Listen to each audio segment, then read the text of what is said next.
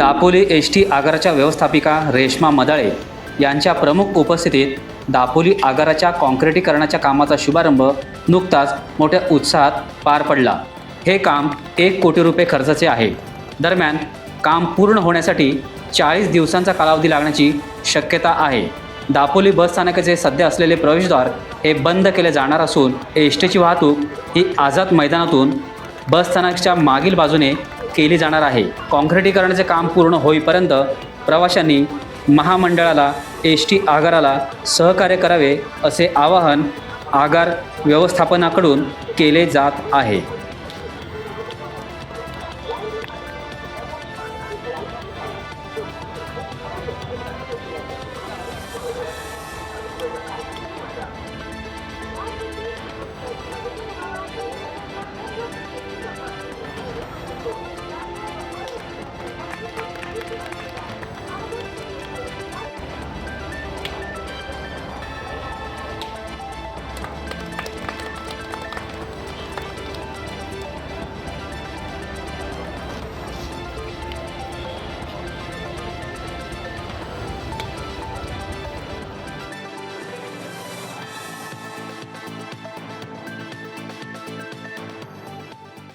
Times डिजिटलला like करा, subscribe करा, share करा आणि बेल आयकॉन दाबायला विसरू नका। पाहत रहा टाइम्स डिजिटल।